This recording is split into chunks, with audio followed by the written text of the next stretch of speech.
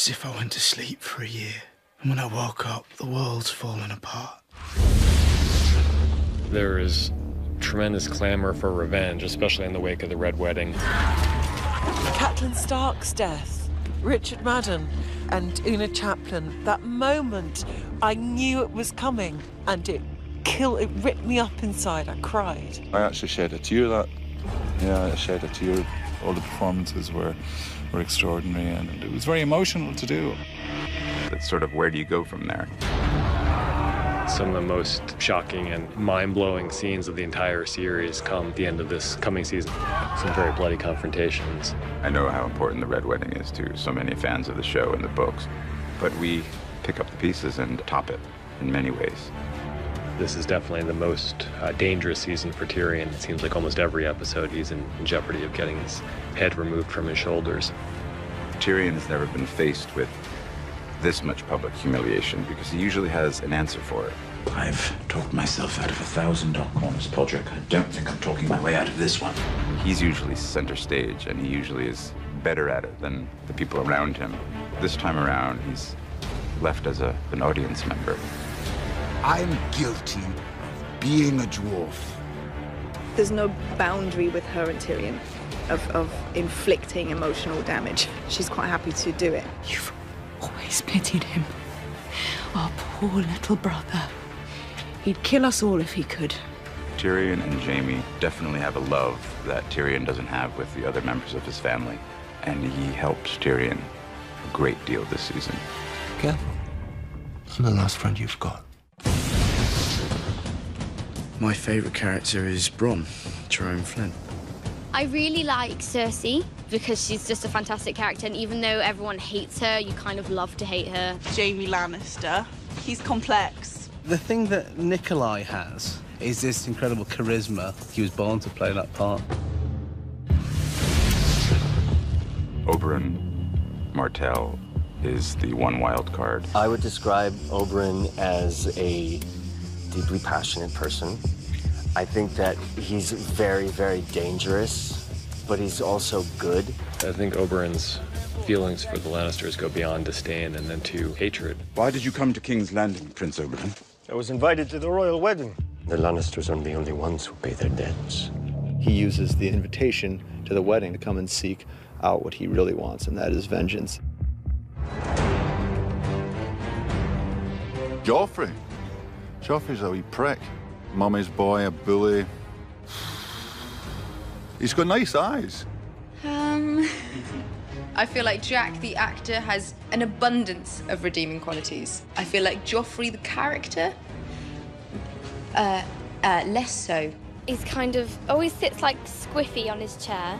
And he's like always picking it at the handle, and he's like, I am the king! Joffrey, I mean, clearly the last person on Earth you would want to have any kind of power. I broke Stannis on the Blackwater. Pity you weren't there to help, Uncle. My apologies, Your Grace. I was rather busy. Busy getting captured. It's the best fun to play such a hateful or hate-inspiring character. Just to get the reaction out of someone is it's very satisfying. It's nice to, make people hate you. A royal wedding is history. The time has come for us all to contemplate our history. In terms of the challenge of the wedding, it's the entirety of it. It's the totality of a massive scene which takes up about half the episode. It was like shooting a short film in itself, actually. I was shocked by the sheer scale. I really have never seen anything like that in Game of Thrones before. I would find it very hard that I would have a wedding ceremony replicated like that again in my career. It was majestic, it was shimmering, and it just looked pristine. I think that's what Joffrey likes. He likes something ostentatious and grand.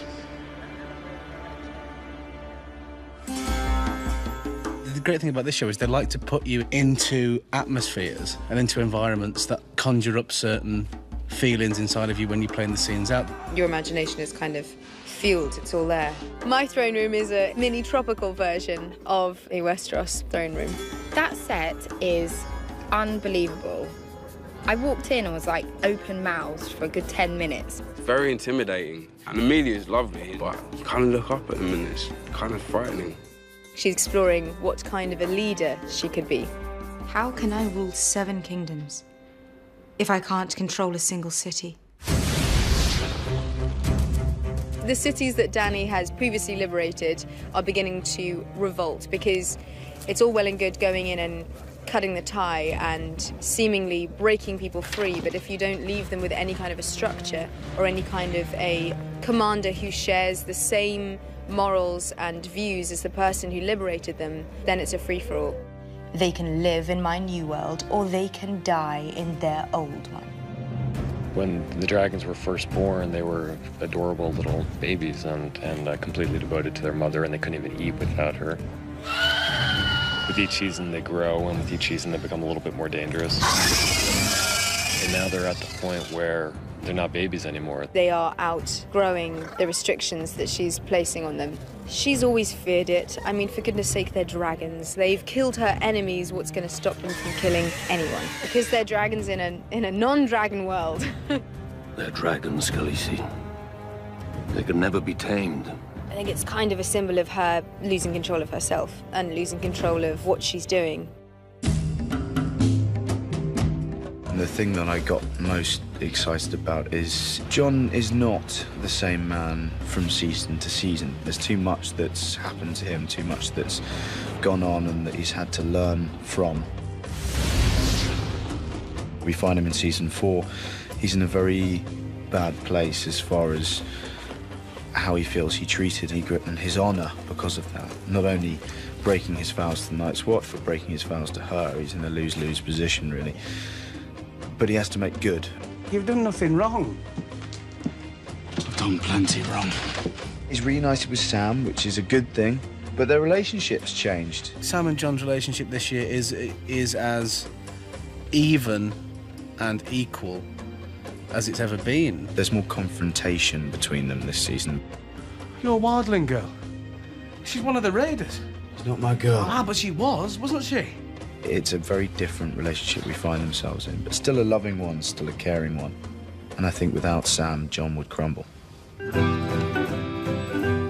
Oh, that's an easy one. It involves prosthetics. No, it's a big man.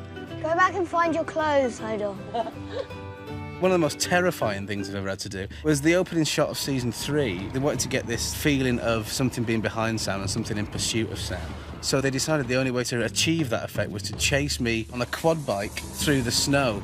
And they had a guy running alongside saying, the only reason I'm here is if you fall over, I'll get the quad bike to stop.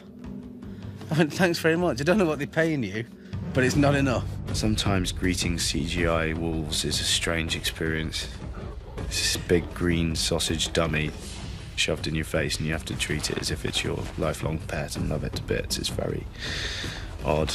The most weird thing I've had to do this season is to bite off a man's ear and spit it in his face. First time I walked into the Castle Black set, I thought, oh my God, because until you step into it physically, when it comes out of your head and into the real world, it sends chills down your spine, really.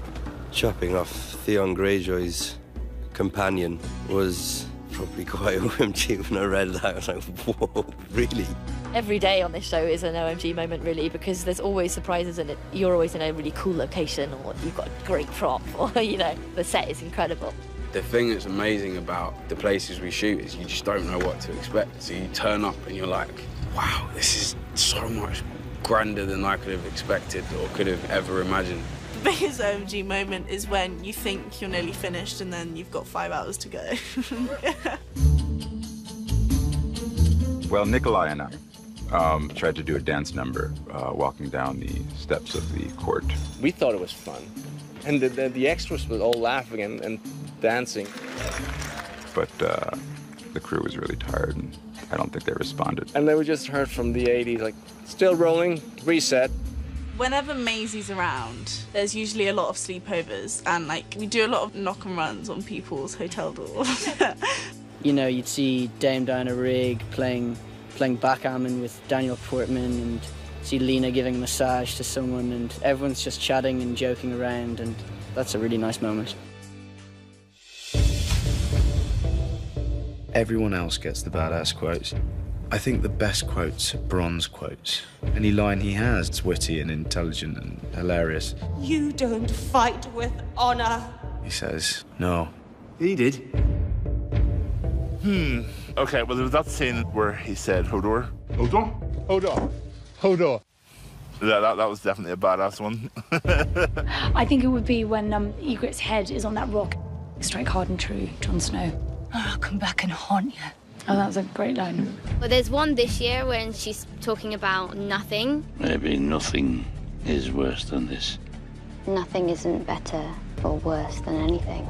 Nothing is just nothing.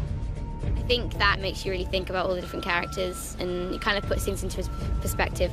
Oh, Dracarys. Dracarys. Definitely. I believe that's probably the most badass quote. I think Maester Luwin.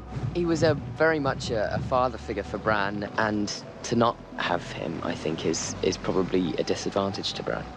Be Rob and Catelyn. So hard. The big one that set the whole tone for Game of Thrones being known for a show where no one is safe was Ned Stark. And that completely shocked me.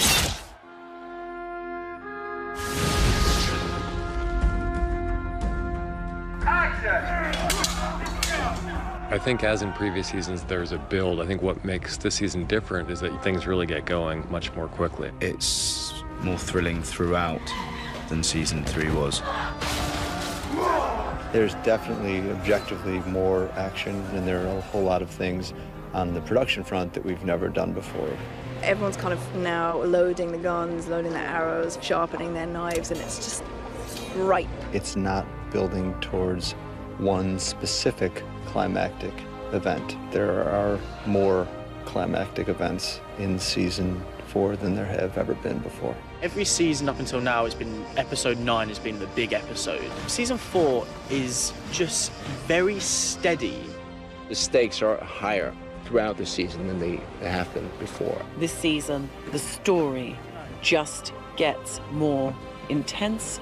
Some really juicy mental storylines, and it's just really exciting. The button's pressed and the accelerator is firmly to the floor here. There's a lot of action. The good guys are coming back this year, and that's nice to see. Yeah, we're making a stand. We hope people, when they come out of the season, will feel that the impact of the season as a whole would be even greater than the impact of the previous season. There are so many quality shows on television that I love and admire, but I don't think there's one with the scale of Game of Thrones in terms of the size of the cast, in terms of number of countries we shoot in, and you know, who else